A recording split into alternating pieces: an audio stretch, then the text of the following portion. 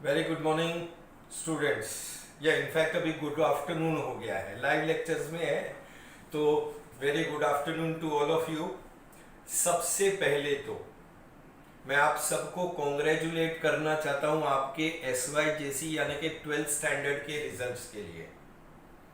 आप सब 12th standard में आपने काफ़ी मेहनत करी, मेहनत करने के बाद में आपने एग्जाम्स भी दिया और अब आपका रिजल्ट आ गया है। तो उस रिजल्ट के लिए मेरी तरफ से आप सबको बहुत बहुत बधाई, बहुत बहुत शुभकामनाएं। आपने शायद मुझे परफेक्टली, क्योंकि अभी तो बाहर भी नहीं निकल रहे हैं, सो इतना क्लियर आइडिया नहीं मिल पाता है, थोड़ा सा बच्चों से कांटेक्ट नहीं हो पा रहा है, डायरेक्टली कांटेक्ट नहीं हो पा रहा है। बट आप लोगों ने अपने ऑनलाइन एडमिशन्स की प्रक्रिया पूरी कर ली होगी, कॉलेज में एडमिशन सिक्योर कर लिया होगा। अब कॉलेज कब स्टार्ट होगी उसका आइडिया नहीं है, शायद कुछ के ऑनलाइन लेक्चर स्टार्ट हुए भी होंगे और कुछ के शायद बाकी होंगे स्टार्ट होना। But what ever the case में भी हमारा जूनियर कॉलेज खत्म हो गया, अब हम डिग्री कॉलेज में आ गए हैं। अब डिग्री कॉलेज ये शब्द जब सुनते हैं ना तो थोड़ा सा दिमाग में एक डिफरेंट सा फीलिंग आता है। ज्यादातर स्टूडेंट्स जो है ना, when they come two degree college they get A change in their attitude कि अब तो मैं डिग्री यानी कि मैं सीनियर स्टूडेंट हो गया हूं, और पढ़ाई की तरफ उनका थोड़ा सा ध्यान कम हो जाता है। इसलिए मैं आपसे रिक्वेस्ट करता हूं कि भले ही आप डिग्री कॉलेज में आ गए हैं, फाइन, सीनियर स्टूडेंट की बात ही एक अलग होती है, बट आपको अब जरा समझदारी से अपनी पढ़ाई की तरफ भी ध्यान रखना है। No doubt you enjoy your life, social media, friends वगैरह सब कुछ अपनी जगह पर है, but study also is an integral part of your life and you have to devote time to your studies also. FY BCom में आपको accounts का सब्जेक्ट होगा, मैथ स्टैट्स का सब्जेक्ट होगा, मैथ स्टैट्स कंपल्सरी है FY बीकॉम में, economics होगा। Economics के बाद बाकी के जो सब्जेक्ट्स है, वैसे इकोनॉमिक्स भी थियरी है, बट इसके अलावा भी आपको कुछ और थियरी के सब्जेक्ट्स है। इन और थियरी के सब्जेक्ट्स में आपको एक तो होगा बिजनेस कम्युनिकेशंस और दूसरा होगा फाउंडेशन कोर्स यानी कि FC। अब ये जो बिजनेस कम्युनिकेशंस है, ये किताब मैं आप लोगों को दिखा रहा हूं, ये बिजनेस कम्युनिकेशंस की किताब है। This book is for semester 1। अब मैं आपको ये भी क्लैरिफाई कर दूं कि FY बीकॉम ऑनवर्ड्स अब आपका सेमेस्टर वाइज रहेगा। FY बीकॉम में आपका सेमेस्टर 1 और सेमेस्टर 2 होगा। जब आप SY बीकॉम में जाएंगे तो सेमेस्टर 3 और सेमेस्टर 4 होगा, और TY बीकॉम में जब आप जाएंगे तो सेमेस्टर 5 और सेमेस्टर 6, यानी कि कुल मिलाकर के इन 3 वर्षों में डिग्री कॉलेज में आपको 6 सेमेस्टर्स होंगे। हर साल के लिए एक सेमेस्टर, सॉरी 2 सेमेस्टर हर साल के लिए, so all together 6 semester. But आप ये भी जानते हैं कि 2020 का साल थोड़ा सा विचित्र ही साल है। साल की शुरुआत में ही मार्च के महीने में हम देखते हैं कि कोरोना के प्रॉब्लम से हम लोग उलझ गए हैं। पहले तो बहुत जबरदस्त लॉकडाउन था, अब धीरे धीरे लॉकडाउन खुल रहा है। कॉलेजेस की क्या स्थिति रहेगी कोई आइडिया नहीं है, कब कॉलेजेस के फिजिकल लेक्चर से स्टार्ट होंगे उसका भी आइडिया नहीं है, ऑनलाइन लेक्चर से स्टार्ट करेंगे। बट मेन समस्या यह है कि सिलेबस कितना होगा इसकी आइडिया अभी तक नहीं आई है। मींस सेमेस्टर 1 और सेमेस्टर 2 दोनों में इस तरह की एक एक किताब होती है। ये किताब सेमेस्टर 1 की है, दिवाली के पहले की, लेकिन दिवाली के पहले तो कॉलेज ही स्टार्ट नहीं होगी, तो ये किताब कितनी क्या होगी, और सेमेस्टर 2 के लिए अलग किताब होगी या पोर्शन कट डाउन किया जाएगा, अभी तक इसका कोई क्लियर आइडिया नहीं। Now one thing that I want to say is कि डिग्री कॉलेज में बहुत सारे बच्चे स्टडी की तरफ लैक्स हो जाने की वजह से वो केवल कुछ एक सब्जेक्ट्स पे ही ज्यादा ध्यान देते हैं। जैसे अकाउंट्स हो गया, भी मैथ्स स्टैट्स डिफिकल्ट है तो मैथ्स स्टैट्स के ऊपर ध्यान देंगे, लेक्चर्स रेगुलरली अटेंड करेंगे, और इकोनॉमिक्स हो गया। बाकी के सब्जेक्ट्स पे वो कम ध्यान देते हैं। बट मैं आपको एक बात इसमें बताना चाहता हूं कि FY BCom ऑनवर्ड्स आपको ATKT वाला सिस्टम स्टार्ट हो जाएगा।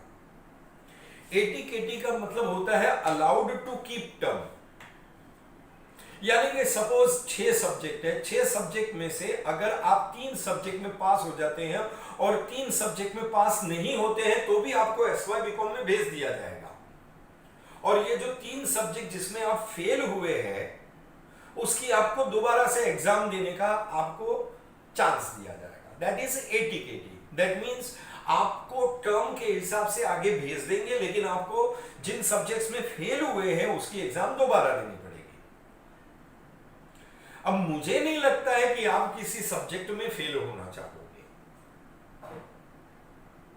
मेरी सलाह यही है कि जो थियरी के सब्जेक्ट्स हैं जिनको आप सोच लेते हो, मन में एक धारणा बना लेते हो कि अरे ये तो मेरे लिए आसान है, इसको तो मैं इजीली बाद में रीड करके भी कर लूंगा, तो ध्यान रखना कि अगर एक सब्जेक्ट में भी फेल हो गए तो आपकी मार्कशीट में ATKT लिख के आएगा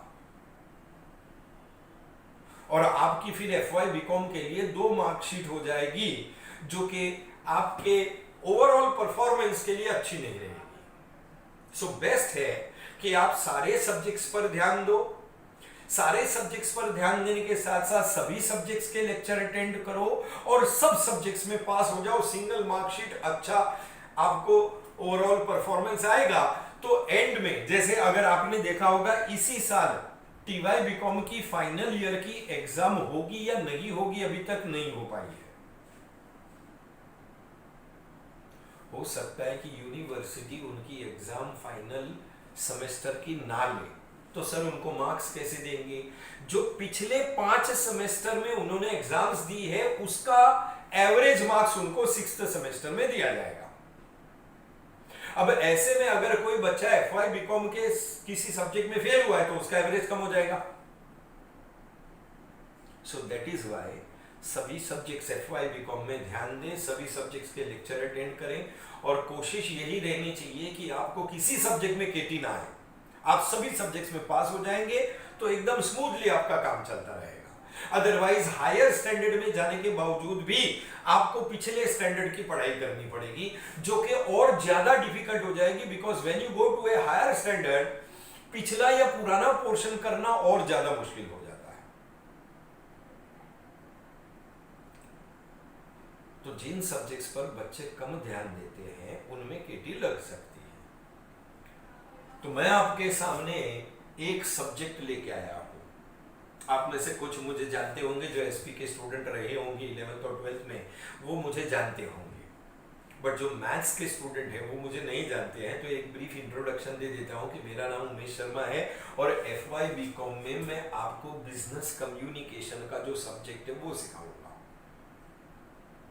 बिजनेस कम्युनिकेशन SP का ही एक्सटेंशन है ये सब्जेक्ट, बट ज्यादा डिटेल और कॉम्प्रिहेंसिव है और बिजनेस के पॉइंट ऑफ व्यू से है। अब इस सब्जेक्ट के सिलेबस का मैं अगर आपको आइडिया दूं कि भाई इस सब्जेक्ट के सिलेबस में क्या मुझे सिखाया जाएगा, इसमें सबसे पहले आपको सिखाएंगे कि what is the concept of communication, यानी कि कम्युनिकेशन का मीनिंग क्या होता है। बेसिकली इसके अंदर आपको meaning of communication, meaning of communication के साथ साथ आपको सिखाएंगे प्रोसेस ऑफ कम्युनिकेशन, कि भाई जब मैं कम्युनिकेट करता हूं तो उसकी प्रक्रिया या प्रोसेस क्या होता है, कैसे कम्युनिकेट किया जाता है, that is process of communication. What is the importance of communication, कि भाई कम्युनिकेशन का महत्व क्या है। देखो सीधा सिंपल लॉजिक है कि आज की तारीख में कम्युनिकेशन सबसे ज्यादा महत्वपूर्ण माना जाता है। देखो पूरी दुनिया बंद पड़ी हुई है लॉकडाउन में, लेकिन लोग फिर भी घर पर बैठ करके अपने लैपटॉप के जरिए काम कर रहे हैं।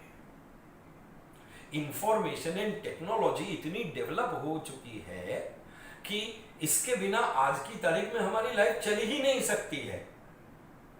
देखो मैं फिजिकल लेक्चर नहीं ले रहा हूं, लेकिन इस आईटी यानी कि इंफॉर्मेशन एंड टेक्नोलॉजी के माध्यम से मैं आप तक पहुंच रहा हूं, अपना लेक्चर आप तक पहुंचा रहा हूं। सो बहुत ही महत्वपूर्ण या इंपॉर्टेंट है ये कॉन्सेप्ट ऑफ कम्युनिकेशन। साथ साथ में कम्युनिकेशन के जो डिफरेंट मॉडल्स डेवलप हुए हैं उन मॉडल्स के बारे में आपको बताया जाएगा।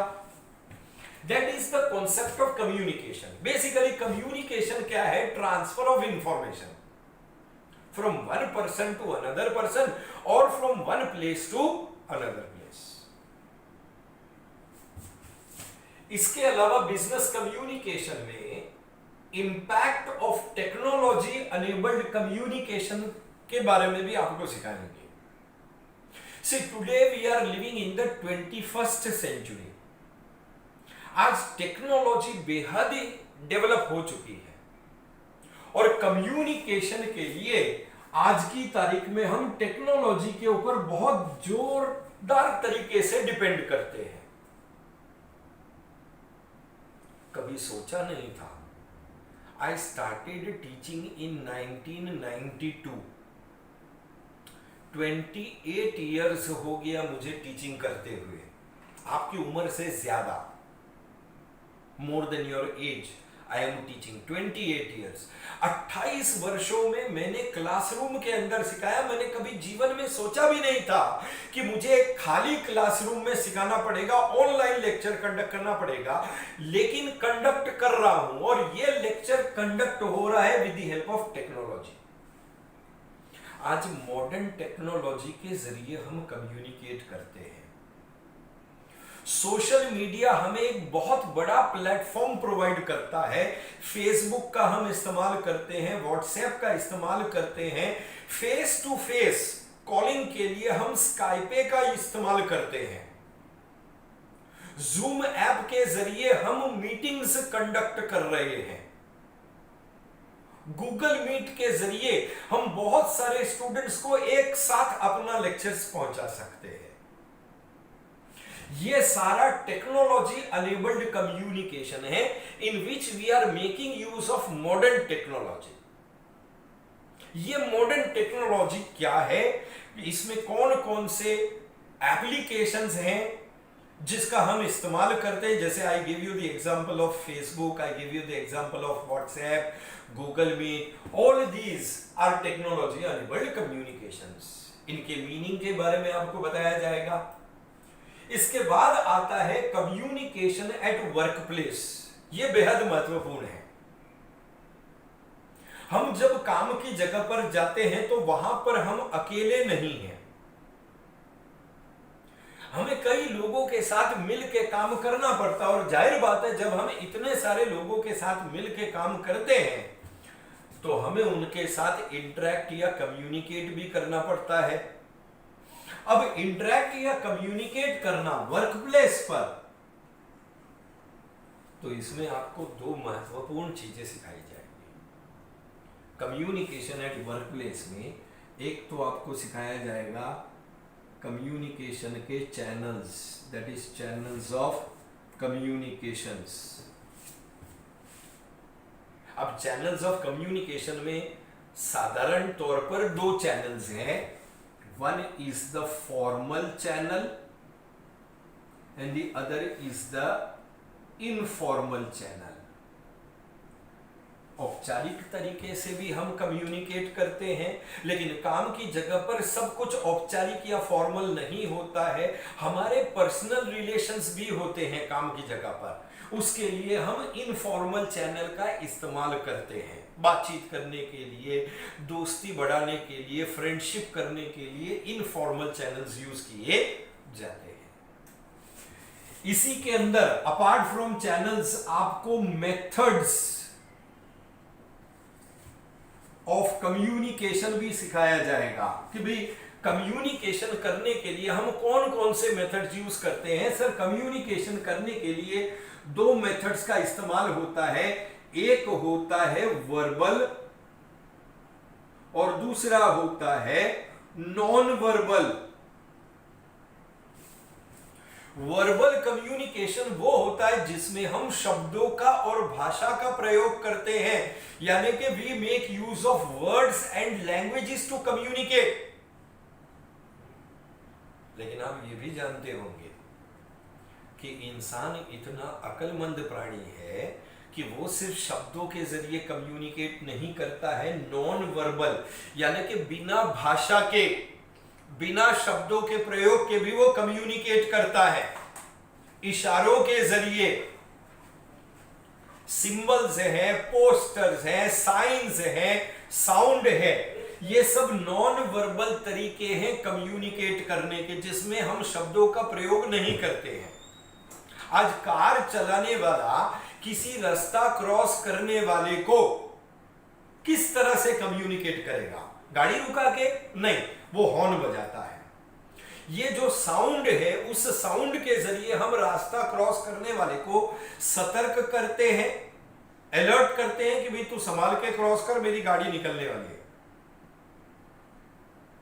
So that is non verbal communication. Communication के अंदर कुछ एक कॉन्सेप्ट्स आपको जानना जरूरी है। एक है barriers to communication. See communication बेहद महत्वपूर्ण है। अच्छी तरीके से कम्युनिकेट करें तो हमारा काम आसानी से और अच्छे से हो जाता है, लेकिन कई बार कम्युनिकेशन में रुकावट या बाधा आ जाती है, किसी किस्म का अवरोध या डिस्टरबेंस आ जाता है, and that is known as barriers to communication. ये बैरियर्स कौन कौन से हैं, यानी कि कम्युनिकेशन में क्या रुकावट? फिर एक सिंपल सा एग्जांपल लेता हूं कि मैं और आप अभी ऑनलाइन लेक्चर कंडक्ट कर रहे हैं। मान लो इस ऑनलाइन लेक्चर के दौरान यदि नेटवर्क में कोई प्रॉब्लम हो जाए तो आपके और मेरे बीच में कम्युनिकेशन नहीं हो पाएगा, क्योंकि आप मुझे देख नहीं पाओगे या आप मुझे सुन नहीं पाओगे। That is barrier to communication. Communication में होने वाली रुकावट, कौन कौन से बैरियर्स है और उन बैरियर्स को कैसे दूर किया जा सकता है, वो आपको सिखाएंगे। And then there is one topic as listening skills.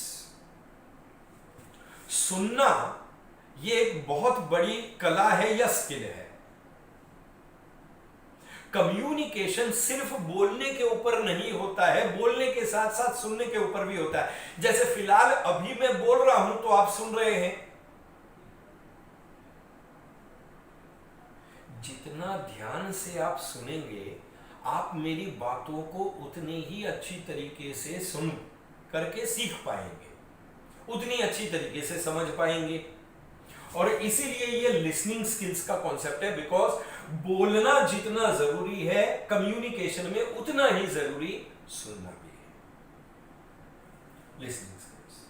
फिर इसके अलावा आपको इस सब्जेक्ट के अंदर कॉरेस्पॉन्डेंस यानी कि बिजनेस में लिखे जाने वाले लेटर्स हैं कि भाई बिजनेस के लिए जब मैं लेटर ऑफ इंक्वायरी भेजता हूं किसी सप्लायर को, तो इंक्वायरी लेटर कैसे लिखा जाता है, ऑर्डर कैसे प्लेस किया जाता है, अगर मान लो गुड्स डिफेक्टिव है तो कंप्लेंट का लेटर कैसे लिखा जाता है, ये बिजनेस के लेटर्स आपको कराए जाएंगे। एक बात मैं कहना चाहता हूं और वो ये है कि emergence of communication in global corporate. आज हम इंटरनेशनल लेवल पर अपने बिजनेस को कंडक्ट करते हैं। We are in a global world. पूरी दुनिया एक बड़ा सा मार्केट है। इस वर्ल्ड मार्केट में कम्युनिकेशन बेहद जरूरी है। आज अगर एक बिजनेस फर्म अपने प्रोडक्ट को दुनिया भर में बेचती है तो अपने प्रोडक्ट को सक्सेसफुली बेचने के हिसाब से उसे कम्युनिकेशन करना जरूरी है। ये जो ग्लोबल कॉर्पोरेट वर्ल्ड में हम कम्युनिकेशन करते हैं, ये 3 अलग अलग लेवल पर होता है। एक मार्केटिंग के लेवल पर, दूसरा सेल्स के लेवल पर और तीसरा आफ्टर सेल्स लेवल पर। मार्केटिंग लेवल पर ये जो होता है कम्युनिकेशन, ये ग्राहक के साथ, होने वाले ग्राहक के साथ प्रोडक्ट बेचने से पहले का कम्युनिकेशन है। और ये कम्युनिकेशन हम करते हैं एडवर्टीजमेंट और पब्लिसिटी के रूप में। आज कंपनियां अपने प्रोडक्ट का एडवर्टीजमेंट दिखाती है। इस एडवर्टीजमेंट के जरिए कंपनी अपने प्रोडक्ट की जानकारी पब्लिक तक पहुंचाती है। That is communication with the public. Marketing level पर एडवर्टाइजमेंट एंड पब्लिसिटी। जितनी अच्छी एड आप बनाएंगे उतना ही लोगों को आप अपने प्रोडक्ट के प्रति आकर्षित कर सकेंगे, अट्रैक्ट कर सकेंगे। अच्छा, एडवर्टाइजमेंट और पब्लिसिटी के साथ साथ आता है सेल्स के समय में किया जाने वाला कम्युनिकेशन। सेल्स के समय में किया जाने वाला कम्युनिकेशन कौन करता है? सेल्समैन करता है। उसकी जिम्मेदारी है कि वो कस्टमर को कन्विंस करे टू परचेज द प्रोडक्ट। यहां पर अच्छे कम्युनिकेशन स्किल्स होना बहुत जरूरी है, तो ही आप कस्टमर को कन्विंस कर पाओगे, उसके सभी डाउट्स को क्लियर कर पाओगे। कहते हैं कि एक सेल्समैन को बोल बचन अमिताभ बच्चन होना चाहिए। जितनी अच्छी तरीके से बोलेगा उतना ही कस्टमर को कन्विंस कर पाएगा। लेकिन प्रोडक्ट बेच देने के बाद आफ्टर सेल्स कम्युनिकेशन आता है, क्योंकि हम जो ड्यूरेबल प्रोडक्ट्स बेचते हैं, वॉशिंग मशीन है, एयर कंडीशनर है, फ्रिज है, टू व्हीलर है, कार है, इन सारे प्रोडक्ट्स को वारंटी के साथ बेचा जाता है। अगर उस पीरियड में कस्टमर को प्रोडक्ट में कोई डिफेक्ट है तो वो कंपनी को कॉल करेगा सर्विस के लिए, रिपेयर के लिए। उस वक्त आता है आपका आफ्टर सेल्स सर्विस का कम्युनिकेशन। ऐसा माना जाता है कि जो कंपनी आफ्टर सेल्स सर्विस के वक्त ग्राहक के साथ अच्छे से कम्युनिकेट करती है, वो कंपनी दुनिया को जीत सकती है। बहुत सारी कंपनियां क्या करती है, प्रोडक्ट को बेचने के टाइम पे मीठी मीठी बातें करेगी, लेकिन एक बार प्रोडक्ट बिक गया फिर उसके बाद में वो आफ्टर सेल्स पर ध्यान नहीं देते हैं, ग्राहक से ढंग से बात नहीं करते हैं। अगर आपने आफ्टर सेल्स कम्युनिकेशन अच्छे से नहीं किया, कस्टमर दोबारा जिंदगी में आपका प्रोडक्ट कभी नहीं खरीदेगा और दूसरों को भी मना करेगा। जो कंपनी आफ्टर सेल्स में ग्राहक के साथ अच्छे से कम्युनिकेट करती है, वही कामयाब हो सकती है, दुनिया को जीत सकती है। So that is emergence of communication in global corporate world, जहां पर 3 लेवल पर आपको कम्युनिकेट करना है दुनिया के साथ। और इसमें आपको marketing, sales and after sales तीनों कम्युनिकेशन का ख्याल रखना है। एक आखिरी बात, today I am just giving an introduction lecture, we are not starting with the syllabus। एक आखिरी बात मैं आपको यह बताना चाहता हूं कि किसी भी जॉब के लिए न्यूज़पेपर वगैरह में अगर आप कोई एडवर्टाइजमेंट वगैरह देखते हैं, क्लासिफाइड कॉलम के अंदर ऐड आता है जॉब का, तो आप उसमें देखेंगे कि उसमें लिखा हुआ होता है कि candidate must be fluent in English language या candidate must be good at communication skills. यानी कि आज की तारीख में कोई भी कंपनी जब जॉब का एडवर्टाइजमेंट देती है तो वो यही चाहती है कि भाई कैंडिडेट जो भी अप्लाई करेगा उसके पास अच्छे कम्युनिकेशन स्किल्स होने चाहिए। अच्छे कम्युनिकेशन स्किल्स के जरिए ही हम जीवन में कामयाब हो सकते हैं। इसलिए ये बिजनेस कम्युनिकेशन का सब्जेक्ट आपके लिए बेहद महत्वपूर्ण है।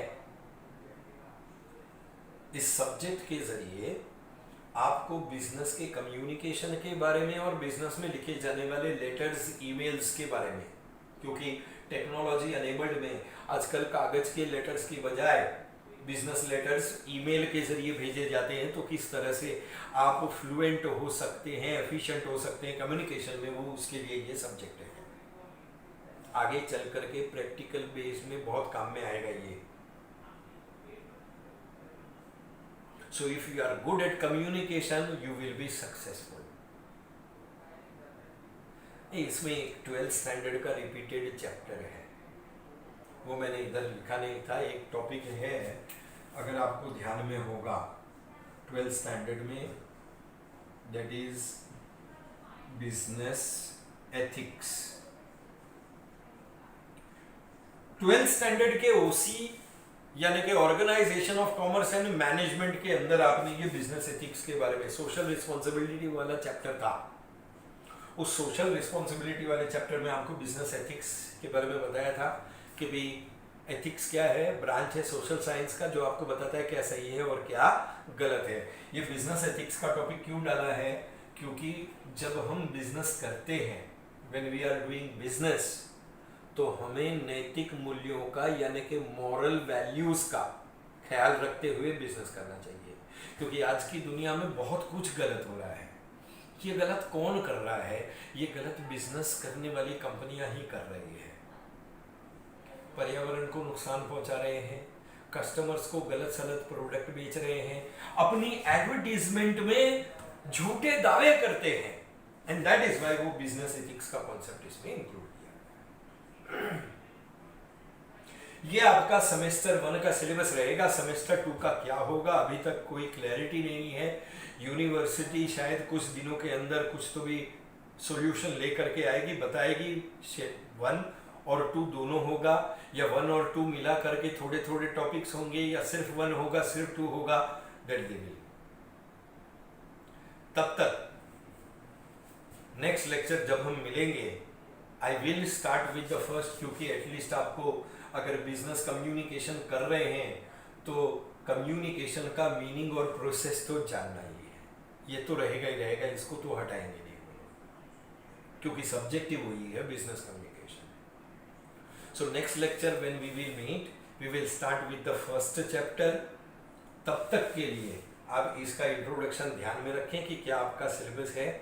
Stay home, stay safe and take care of yourself. Thank you very much.